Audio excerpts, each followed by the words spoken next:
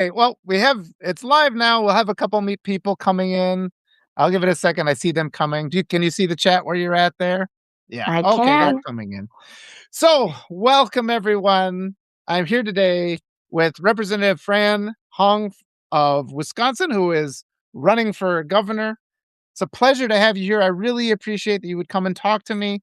I'm just a regular dad. We have wonderful readers and stuff on my newsletter, but I think it's just so critical that we have more of an interaction between our representatives and the people. So Absolutely. introduce yourself. Well, thank you so much again for having me. I agree. Government should be accessible. And one of the ways we do that is when elected officials actually go and talk to everyday folks and see them where they are and understand their lived experiences. So, my background's actually in hospitality. I worked as a line cook, dishwasher, host, server for over 16 years now. I owned a restaurant and was the co chef for 7 years. And I still work as a baker today. I just picked up a new baking gig. So it's a 3 a.m. to 11 a.m., really lovely meditative gig, and have served in the state assembly. I got elected in 2020 and I'm running for governor in 2026.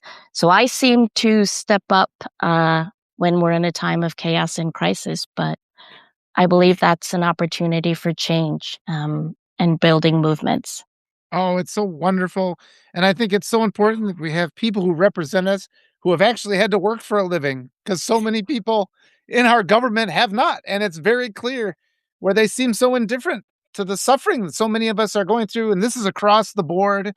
And so I appreciate that you're taking the time to step up and what we really have to do today, especially, is combat all the hate messaging that's out Mhm. there. I mean, my wife is an immigrant, and it's just constant attacks and constant hostility. And I'm honestly just fearful. And every day I'm Yeah. afraid that my wife and kids are not going to come home. And this is because of the lawlessness and the violence of the Republican Party. And so I appreciate people like you are making an effort to make a difference. It's also the cowardice of the Republican Party and their refusal to stand up for fascism and be complicit. A lot of elected officials talk about, I was this, I was that, I understand, but few are living it right now. The stress and the pain of rising costs. I just looked at my electric bill today and wondered, like, am I putting this off for next month? Because it turns out being a state rep doesn't make, it's not a living wage here in Madison with housing being out of control. So it's Republican, Democrat, independents, even Democratic socialists. We see folks get complacent, and it's understandable. And we see folks losing pieces of themselves, and that's also understandable when you get to be an elected official. But if you're not disciplined enough to consistently meet folks where they are, to have the real conversations and building trusted relationships so folks actually want to share, it's, I think that's that possibility, that trust, that understanding, that creativity, curiosity, all of that is missing right now in politics. Absolutely. And I get so frustrated because, um, salute. But I get so frustrated, especially right now, because there is such a lack of communication. And what we constantly see is, and this is why I'm giving you tremendous credit for talking to me. You see Republican representatives constantly going on podcasts, dictating their message. They're all the time, they're out there. It's much less common. And when Democrats come out, a lot of times it's kind of lecturing us rather than having that exchange. And I was just like, just to appeal to you, I'll have other creators who will want to talk to you and get your message out, which is so important because we're all overwhelmed by this tidal wave of Republican inaccuracies. One that really strikes close to my heart, I find it really painful, is Republicans are constantly referring to immigrants as illegals as if they don't understand the law. And it Mhm. incites violence against my family, anybody who doesn't look a certain way. And if you are in the you are allowed to cross the border and apply for asylum within a year. There's nothing illegal about that. So this word that they're using, it's so frustrating, and we just need to start pushing back. She is running for the Wisconsin governor of Wisconsin. So let you answer. No human being is illegal. and we are a nation of immigrants. I'm a very proud daughter of Korean immigrants. And my dad and my mom, they lived through a dictatorship, in the 80s and 70s in Korea, and they saw people being killed, the college protests where folks are gassed but dad reminds me that dictatorships collapse, and I try to keep that in mind. Our immigrant neighbors, friends, community leaders, elected officials, they give me a lot of hope and remind me to stay disciplined about building a movement, making sure folks all see themselves in a movement so that we can take down fascism. And anyone who refers to another human being as an illegal, I think they themselves haven't, they're scared too, right? Like fascism impacts everybody. And a lot of the times I wish more people harnessed their fear and anger and actually did some good with it.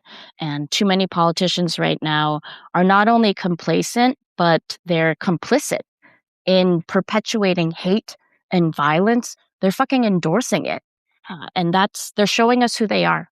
Now that Absolutely. racism is now a fucking trend and they're going along with it. Sorry, I had a Oh, morning and now I'm just like I'm happy. talking.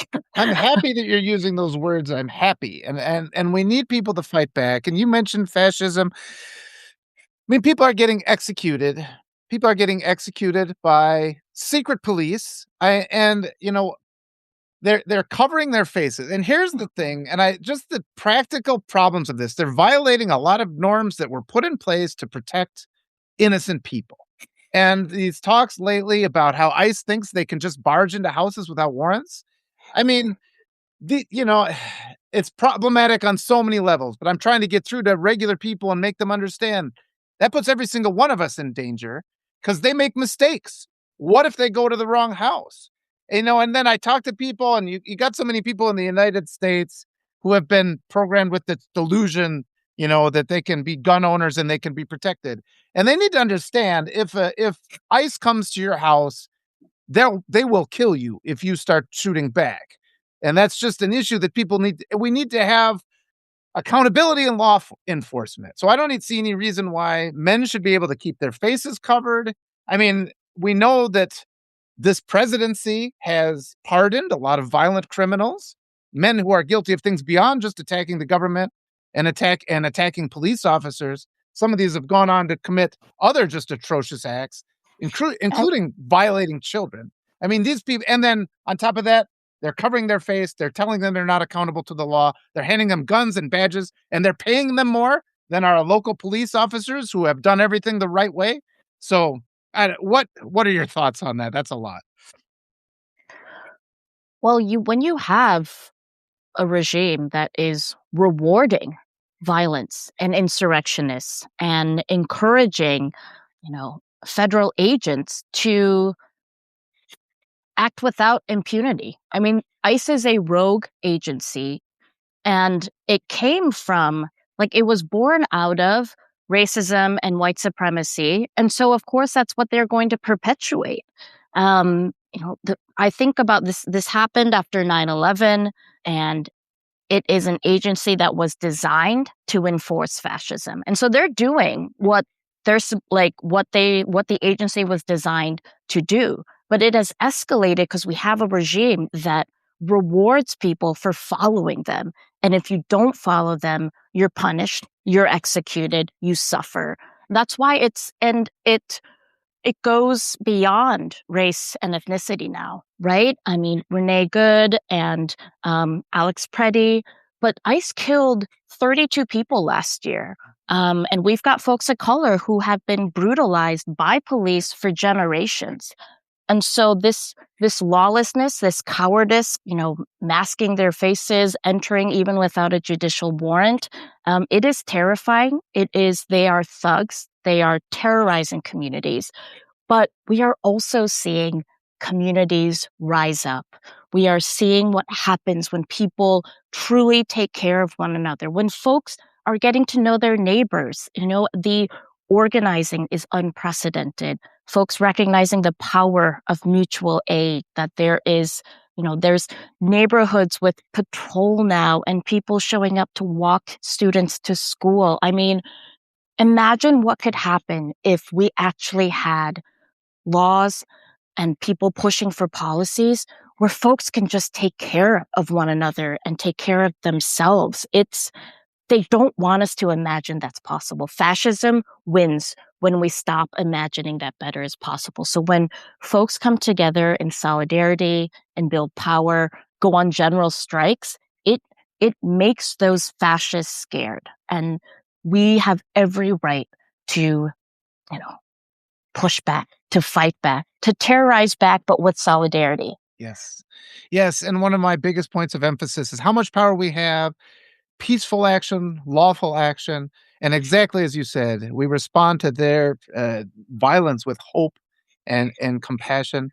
I do wanna talk, though, more about what can we do now? I mean, statewide, it's could Evers issue a executive order saying that ICE is not allowed to cover their faces? Is that something that I would like to see more action in this moment? And in addition to that, we need to denounce these Democrats who voted to fund ICE just a Oh few my weeks God. ago. Because I know that I am not inclined to offer any kind of donation to the Democratic Party until they and just the lack of action we're seeing, and this is on the federal level again, but just the lack of action and the willingness to work with this lawless administration. And it's lawless because they have not complied with the Epstein Transparency Act. And I don't understand too why. It's like I'm not yelling at you. I'm just kidding. Oh, this is I'll like calm myself. very I mean, this is a yelling situation. We are having a natural response to fascism and the folks in power who are in the working within the walls of power, feeling like they're not doing everything that they can.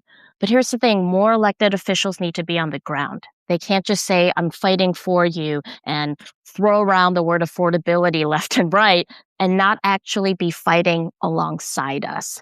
And I think that's what folks want to see. I yesterday, Representative Ilhan Omar was doing a town hall, and this fascist thug, went up and sprayed her with some unknown substance, and she was like, they can fuck all the way off. I'm getting back up. I am finishing this town hall. We are standing up. We are Minnesotans. She reminded the folks there who were probably really scared too that she was not going to back down, which gives us permission and reminds us that we've got elected officials in our corner that are fighting with us. And in terms of what the states can do, I want to start by reminding folks that there is no state law that can be enforced to prevent ICE agents from fully entering public spaces with their enforcing federal law. But there is a lot that we can do to put in protections and make sure that we are declaring or making our state a hostile state to ICE. So I was really proud to introduce back in August legislation called the Keep Families Together Act. So it would ban 287 G agreements here between law enforcement and ICE agents. It would ban, no secret police is the name of the bill. So it would ban face coverings and require all federal agents to have clear identity. There's no new detention centers constructed. We can tax the shit out of the current detention centers and the people who are profiting off of this. Because let's not forget that ICE is a vehicle for massive profits for folks in the private prison systems. These are some fuckers that donated millions to the Trump regime so that they can get these contracts where we're dehumanizing, terrorizing, and killing people. So no new detention centers. And then it is important that the governor, who has the loudest mic in this state, to declare with their full chest that ICE is not welcome here. And I understand some of the nuances with fear of federal money not being able to come in and the retaliation from the regime. But here's the thing, we when you have someone who is saying that we're fighting for you and fighting alongside you, there are going to be more people who want to join a general strike and, talk about not paying federal taxes. It's making sure everyone can see themselves in a movement. And when your governor, when your, most powerful elected official in the state is saying, we're fighting back, it really resonates with everyday folks. And there are executive orders that the governor can lay out in saying there can be no ICE agents on public properties or government-owned properties or community spaces like childcare centers, schools, churches, without a signed judicial warrant that we can prevent law enforcement from cooperating with ICE. I think that seeing places where, again, this is a money-making scheme, right? When federal agents and the federal government the regime is like renting out these detention centers from local law enforcement. And we can absolutely prevent that as well. And we have to give our attorney generals the power to sue ICE and sue individual federal agents as well. So there's an array of options, both executive order, but the most meaningful ways to pass legislation. The governor can't do that, but they sure as hell can sign in bills that pass that would prevent ICE from continuing to terrorize our communities, or at least make it incredibly difficult to do so to the fullest extent of state law. Absolutely. Very well said. Thank you for all that. And everybody, I want to say real quick, I've been putting Francesca's webpage in the chat periodically, so you can check that out. Check out her platforms. It's wonderful stuff. Keep smashing the hearts. All that is fantastic. But I want to turn and continue on with this idea of messaging, because it's really frustrating me the extent to which the Republicans seem to dominate all messages. And there's a really strong argument here, the extent to which they're putting all of our children at risk. And one thing that really concerns me is that, it's like right now, if my wife's driving home from school and some guy in body armor with a mask waving a gun tells her to stop, it's like the expectation is that she has to stop, that we have to assume that is a federal agent. I mean, and the other one that I find is really terrifying is, what if we have some copycat? I mean, we know that school shootings are an issue in the United States. So now it's never been easier. This Republican government has made it so it's never been easier to go conduct a mass shooting by pretending you're ICE, because you can buy all that gear just at the Army surplus store, showing up at a school just saying, "Oh, I'm ICE," and then murdering all our kids. And it really, really frustrates me that just these obvious problems with what's going on are not part of a national dialogue, because what they're doing is reprehensible. It makes everything so dangerous for everybody. And again, I'm just terrified every day. Every day when my kids get home, I get a sigh of relief. Maybe tonight's the last day I'll have with my family. My wife lived through terrorism in South America too. She says it feels exactly the same as now. We've never done anything wrong. We're targeted by the US government. And no, it's frustrating. It's frustrating. It's terrifying. I affirm what folks are feeling. I'm feeling a lot of those things too. And it feels the worst when maybe they're about to collapse. I don't want it to get even worse, but I do remember that, like, we're at this arc of justice. I feel like I'm not going to sugarcoat this shit or make folks, romanticize this moment. But when it's at its worst, it might also mean that it's ready to collapse.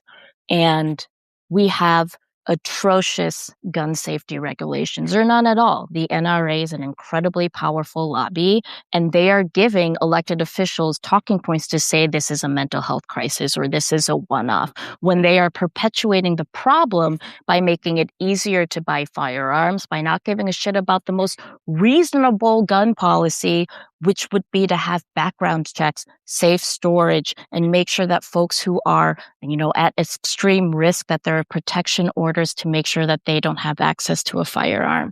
I am mindful that, like, here in Wisconsin, our state legislature, led by authoritarian Robin Vos, has immense power and can stop, and has never even thought about, giving a public hearing to bills where it would like bills requiring ERPO background checks and making sure that there can't be any firearms in schools.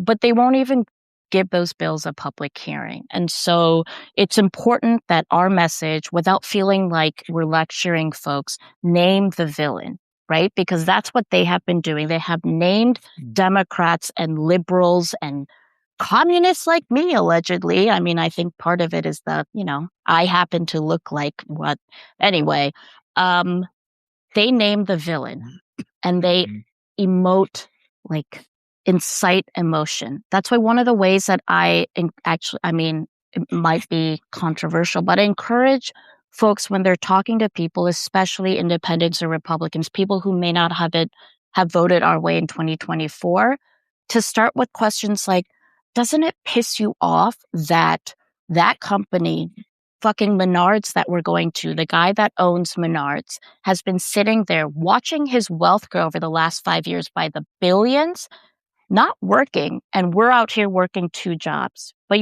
we can fucking tax them more so that you have better roads, so that your school doesn't close. So, I think evoking emotion is okay, to show that your politicians are angry too, and then to present some solutions that might be possible.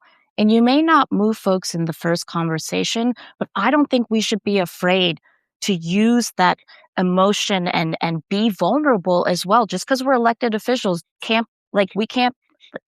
we can still be out here saying, I'm pissed, I'm Yes.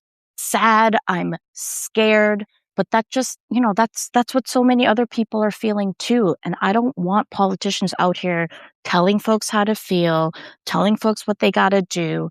And also, we have so many crusty old white men, no offense, Oh, no. running, Fine. running our governments right now, including Democrats. So Yes. then it's more about the messenger than the message. I know if Chuck Schumer were to come to Wisconsin right now, especially my city in Madison, there would be a massive protest. And so that tells you that the messenger here is the problem sometimes for the party. Yeah. And again, I appreciate so much that you're coming on to talk to me. This is exactly right. I would love to talk to Chuck Schumer. I think he would learn a lot by talking to me.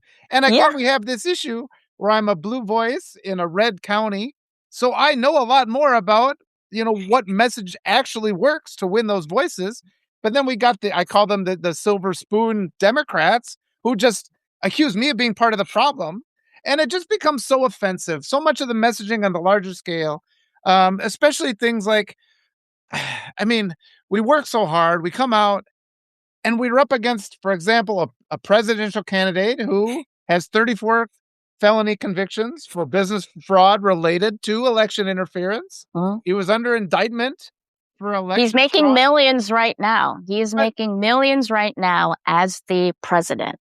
But then the 2024 election happens and we don't demand a single recount. And I mean, at this point, I do not trust, this is not a person who has ever done anything honestly in his life. And there's pretty strong, he was convicted of cheating in 2016 with the Stormy Daniels cover up. And he was under indictment for 2020. And all of a sudden we're just supposed to think he's learned his lesson when he was facing. And so I just this delusion, this adherence to decorum that is no longer valid, especially now when people are getting shot in broad daylight by the secret police. And I just would really love if we would have more commitment from the Democratic Party. And I know there are great ones, Mark Elias, but even in the last election, they tried to cancel 60,000 votes in North Carolina to steal a Supreme Court seat, which they ultimately failed. But there's so much tendency on the Democratic Party to blame voters, even though they don't stand up for our rights when we do cast our votes. So what are your thoughts on that? This is probably the most diplomatic thing I'll say today. Okay. Democrats are risk averse. I would say I am risk tolerant, and it's important to lead unapologetically. And I think too many Democrats think being unapologetic is being reckless. But we have a rapist and a felon in the highest office where they are the most powerful man in the world, and he fucking knows it.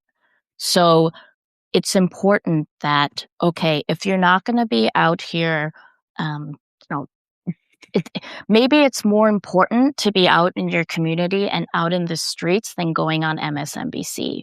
And maybe it's more important, like, to use your office as a place where folks can go and, like, there's a food pantry there. There's diapers and hygiene products, and we're using our power and our money as elected officials to do real good in community, because this organizing happens. I tell folks it's like concentric circles, right? At the hyper local level, it is neighbor by neighbor, block by block. And so when it gets out to the elected officials, whether it's at the town government, city council, county government, to the state, we have to recognize that it's starting from the hyper level local out. So how can you help the block first, then the community, the broader community in the city, and then go out into the state? And no, I think more and more folks in the Democratic Party, especially in local office, are recognizing that. And there's like, let's make that the FOMO, right? Um, when we have elected officials who are being active in the resistance beyond using, just having their title. And I know folks got to show up for committee. I got to go to the Capitol and do that work as well. And there's politics within politics to think about, and especially Democrats being in the minority party, it does get difficult to have a strategy that is can bring immediate results. Mhm. But my call to action would be for more elected officials to learn from community organizers and the grassroots movements, Mm. especially Black and Brown and Indigenous folks who have been in the movement and the resistance for generations. They probably know how to do this, and they do. I'm going to go back to you. Well, how are you talking to folks in your Red County? I love going to dive bars. We're going to do a fundraiser in Eau Claire at a bowling alley. I want to get to the racetrack, and I think I'll get to out in Brown County. And it's like, it's important that politicians are also campaigning in places where folks are like having fun or relaxed, and see where you can engage with someone one-on-one. I still think one conversation can lead to meaningful policy. But yeah, what are folks in your community saying? Like, Well, that's a wonderful question, and yes, I think one of the big things I've been trying to tell everybody on my newsletter and all my lives, we just have to have the courage to speak. We have to talk to people because we are conditioned to just endure these things. We're conditioned to be tolerant. Everybody always thinks America, the land of the free, but they say this is the greatest country ever. So if we offer criticisms, you're instantly attacked. And we have to yeah, overcome okay, that. there's no health care. There's like Yes, folks are yes. in debt for trying to get, And and trying to get health care, and we have raging poverty, especially with yes. like child poverty. Like, no kid should go hungry in the quote unquote greatest country in the world. And we don't have paid leave. We don't have great public schools right now. It's complacency and complicity, and from both parties. I could talk about public education forever, but the reason the right and the extremists have been attacking public education for decades now Yeah. is because they know that it's one of the last remaining democratic institutions. So if you are hell bent on having a Christian nationalist system that runs a country, of course you're going to be going after the thing that empowers people, where folks can educate themselves and learn more about Yes. taking care of their community. And we're like screaming about funding our public schools and making that the priority issue. And I feel like Democrats, at least in the Wisconsin, are finally on board with talking about public education as an issue across the state, regardless of zip code. I just hope we're not too late. Yeah, and the constant tone policing where there's a mass shooting at a school and they tell us we can't talk about gun control in that moment when that's exactly the moment, and it extends all the way to the fact that they tell us not to talk about politics or religion at the dinner table, and just having those conversations. But I wanted to give you another example, like my daughter's on a basketball team, and I'll bring it up to the other parents. It's like I'm terrified that my kids. I code every practice. I tell them I'm Mhm. here because I don't want my child to be abducted. And it's stunning to me how often people will say, things like, well, if you did it the right way, they say, it's like, eh, What's the aren't you? right way? Yeah, I know, but then they say, aren't you angry at people? And I'm just like, do you think? And this is the thing where I get through to them. I say, all this hate rhetoric that comes from the Republicans, it's directed at everybody. Nobody stops to act to see your documents. And then I also ask a lot of white people, are you carrying proof of citizenship? Which kind of brings to the forefront of their thoughts Yeah. that how tolerant and normalized racism is, because so many white people just don't even bother, even with this being such a massive campaign and discussion point. They don't bother to have their proof of, I mean, it's like not every immigrant to this country, you know, looks one way. Everybody looks a lot of different ways. So once you kind of get through a couple of those layers, I mean, I always call it this gap between what's going on in this mythology that people believe and trying to get across that, so that people at least have to have some sort of an awareness that they are acting in conflict with their essential integrity, or at least what they think is their essential integrity. And sometimes I can have those wake up moments. It's been a work in progress for 10 years trying to find an effective means of speaking. But I think right now, the one thing I'm landing on is we just need to talk every single day, and we just need to be present all the time and just never stop this messaging, because we know the Republicans are out there spreading lies, spewing lies constantly every time they get a microphone. Yeah. I'll say that for folks where like survival isn't so much a reality, right? I get so fucking annoyed when Dems are constantly saying like putting food on the table and feeding their kids. And it's like, you can do those things and still be incredibly stressed about economic security and how you're going to pay the bills, right? And it's sometimes it's important to let folks know, and I go back to the villain every time, right? For the Republicans, in order to fucking distract, divide, and destroy us, they find a group of vulnerable folks to blame every time for things that are going wrong in your life. But Mhm. my response to that is, has your life gotten better because trans kids can't play in sports? The point zero zero four five Yeah. percent of trans who are playing sports in schools, let them play. Because not letting them play, how does that improve your life? Because we're believe it or not, we're an individualist Yeah. country. And so some folks just want to hear you deserve better. What is, what's something in your life that you think, you know, there needs to be more opportunities for you to be able to change that. You deserve to have more choices. Where if there's paid leave and universal childcare and good public schools, Yeah. it's not a handout. It's saying, look, those things are there for you so you can make money the way that you want and spend it the way that you want.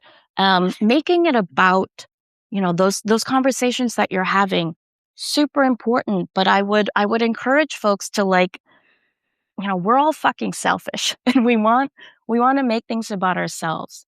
So the way that both parties have been acting, but especially the way that the Republican parties have been acting, there's a reason why in all of their commercials they say right after a Democratic majority, like, what have they done for you? And I remind them here in Wisconsin, the Republicans have been in power for almost 16 years. Yeah. And we've seen the taxes go up for us and go down for the millionaires and billionaires. Our small business sometimes are paying the same sales tax rate or even lower than what the mega corporations, or they're not paying taxes at all, because I'm going to get in the weights here, but of this thing called the manufacturers and agricultural tax credit. They're straight up not having to pay taxes. And they say they have these empty buildings, so they shouldn't, like, they're losing profits and they're literally just having assets around the state so that they don't have to pay taxes on it because they haven't, quote unquote, made money. So when we get better at naming the villain and asking folks, like, what has this gotten you? Because there are people who are comfortable, right? They have a good union job. They've got a house. They're pissed about property taxes, as they should be, but they're still talking about here. They're more focused on the culture war And we needed to tell folks that, like, she can be even better for you, right? Mhm. And I'm interested in what can be better for you, and not so much, just talking about all the policies that we could do. It's more about how can we make sure that we have policies that help you. Mhm. And one of the things that so frustrates me is because the Republicans have established this cultural norm as if all these things like universal healthcare are things we aren't even allowed to talk about. I mean, we're not even at the point where we can have a discussion about things like that. And so this is why I think the messaging is so important. I mean, you take, for example, in the aftermath of the school shooting that took the life of Charlie Kirk, people were losing their jobs just for posting quotes that Mhm. Charlie Kirk himself had said. So there was accountability for posting just an accurate thing. Meanwhile, all these Republicans are out calling Alex Preddy a terrorist, and they're allowed to get away with that. I mean, can't we sue them for defamation of character? Can't we go on the offensive to stop Republicans from doing these? I mean, if I lost my child in something like that, there have to be donors. I would be willing to spend the rest of my life suing every single representative and public official who said lies that were unsubstantiated, where there was no proof to what they'd said. And even if you don't win those things, just to Yeah. put pressure on our officials so that they feel the heat of lying because they constantly lie and they constantly get away with it. I will say there are almost maybe over 100 lawsuits that I know our attorney general is involved in. And they're like, we can't really talk about litigation because it's a litigation in the lawsuit. But it's it's fucking discouraging as hell to see republics get away, literally get Yeah. away with murder. And Alex Purdy was a VA nurse. I mean, he was serving his country and making people whole and healthy. And that's how we should remember him. That's how his parents, I believe they're still in the Green Bay area, want him to be honored. And so even if it's somebody with the biggest mic yelling, sometimes the loudest folks, especially right now, aren't the folks that are right. And I think there's a lot more people, they're not staying silent, but they're making sure that the community knows what's actually true. And when you have a regime that is like their only messages are fucking propaganda, and they're propagandizing all of our, what we're seeing in the media. But just as many influencers there are on TikTok or Instagram spewing lies and blaming folks who are on quote unquote, they're getting government insurance programs and they're the problems. There's just as many or maybe even more folks who are telling compelling stories about the Trump regime is fucking lying to you, Mhm, and taking away someone else's food share doesn't mean that your life is going to get better. mhm. I also think for folks who are like, their Republicans' favorite talking point, bigger government, we need to privatize. We need to run government more like business. It's like, okay, but government is also EMS workers. Government is also Mhm. firefighters. Government is also police. They get all of their money from our tax dollars as taxpayers. And so, especially if I get knocked on socialism, I'm like, well, what do you think publicly owned NFL team is? What do you think us, Yeah, making sure that there are good roads? That's not a private company that's out here, yeah. using their own money to fix the roads. That's all our tax dollars. And so Mhm, there's, they're getting away with murder, and more folks are seeing that. And I think the horror and the tragedy of Renee Good and Alex Preddy and George Floyd, and us seeing these videos of folks being executed by their government, there's a growing understanding, or at least people are starting to be curious and think about, like, oh, maybe this isn't what I signed up for. mhm. This isn't what I want my neighbors to see. And even if they're not out here being loud and proud about, or, attacking the Trump regime, or even saying they side with Mhm. Democrats, I think there are more of us who realize that we have a moral center, we have moral courage, even when our government and our elected officials don't. Yeah. One of the things that concerns me, hate is so well funded in the United States. I know where they get their Mhm. money from. I mean, but we do see that. Yeah, Mark Zuckerberg, Jeff Bezos. Well, I mean, just as you were say, the Republicans always accuse, like, "Oh, cancer research is full with fraud." That's what Republicans say, but then the Pentagon hasn't passed an audit in 20 years or whatever. We have these inflated military budgets, and it's gets back to the every accusation is a confession thing. I think Yeah. they're stealing a lot of money that should be. I mean, all this money going to ICE, $170 billion over 4 years, that could have gone to your kids' education, that could have gone to your healthcare, that could have gone to food, that could have gone to all kinds of possible Mhm. positive things. So I really do know. I mean, it's like if you talk to your colleagues, I would love to talk to you anytime you want to talk. Just send me a message. Come on, we'll just talk because we have to flood the zone with these positive messages, Yeah. and it's so valuable. And I appreciate you so much because otherwise, if we don't know, we get frustrated, right? We get nowhere. Yeah. You're able to just kind of explain. Well, this is what we're trying to do. This is what our obstacles are, and just giving us all some direction. But we need this. This interaction is so critical, and we are building big platforms here. Like I said, I'll introduce you to some other people you can talk to, and the rest of the people around you that need to have more of a platform, bring them on. And hopefully, the things we talk about now will become bit by bit part of the national discussion.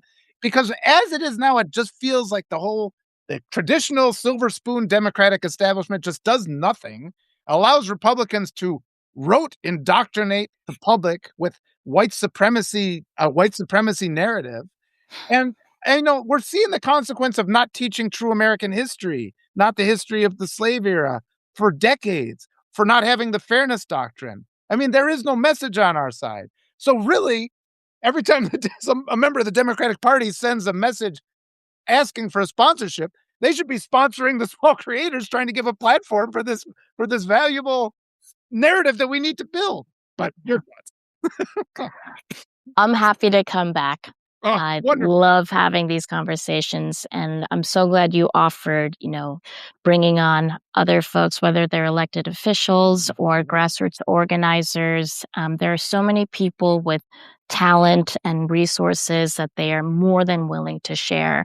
Uh, I think there's a lot of folks ready to kick the establishment's ass Yeah. on both sides of the aisle, right? There are Republicans who are also like, why are these people representing me? Or they might, run as an independent, but that is a common feeling right now is to kick the establishment's ass a bit, know that we're chipping away, and it sucks when it feels like what we're chipping away at with institutions, they'll come in and bulldoze us.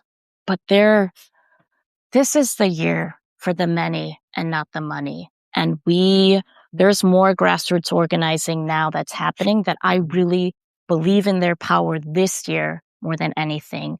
And the power of the people in Minneapolis, the courage they're showing. Small Yeah. businesses, a restaurant, literally, they're offering free food to everyone. And then people who want to donate to them to help with costs of making that food, they're being flooded with that. It is incredible to see the resiliency of folks, but I also caution, like, it's you have to find your ways to be in this long term. Like, you have to take your rest when you need it because we don't want to see just like after a crisis, all these people wanting to get involved and then it kind of fizzles out. Like, Yeah.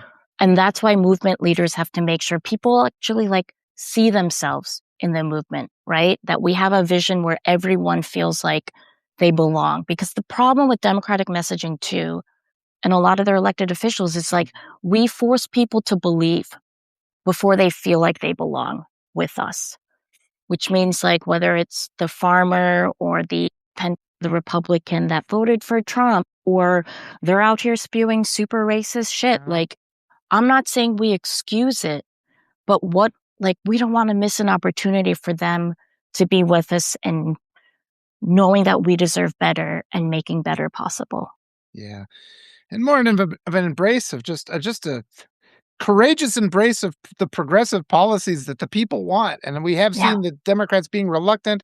And like you said earlier, they're risk averse, but it's easy because we're the ones who have to endure the risks, the regular people, and the guys in their mansions talking to their Mm, consultants who are yeah. telling them nothing but BS. And then they never come and talk to us either. But, talking to you gives me a lot of hope. We are kinda running short on time.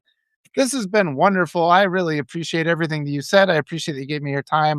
Let me put your link to your webpage there. Please donate to Francesca Hong, her campaign, and just keep coming back. And it's like we said, we can't wait for the primaries. We can't wait for the midterms. We act now, because this we have to establish a community that knows that they Yeah. can ask for something better. We have to activate everybody. But Yeah. I'll let you have your final thoughts. I'm really proud that I get to be part of a movement and a community powered grassroots campaign. We have our individual dollar donations, 7,400. We surpassed the next two candidates combined when it comes to individual donations. So I'll ask folks for if you're able to donate $1 today, but donate $5 to a mutual aid organization or an immigrant right justice group, the ACLU. I'm asking for $1, but if you can give them $5 today, that's part of organizing as well. Excellent. Oh, you're wonderful. I appreciate you. You're wonderful. Yeah. Oh, thanks. Let's just keep it going. And like we said, get a little bit riled up, but now's the time to get riled up. Our kids are at Yeah. risk, and yeah, we just can't be quiet in this Yeah. facing this tidal wave of lies. We have to respond. And so, Yeah. yes, talk to your colleagues, have them come on. We'll organize things. My platform is for you guys. Let's build it up. Let's take our country back. Let's have some decency and integrity. Let's fucking go. Thank you Yeah. so much for having me. Thank you. You have a great I'll day. be Appreciate back. you so much. Bye, Awesome. everyone. Bye bye.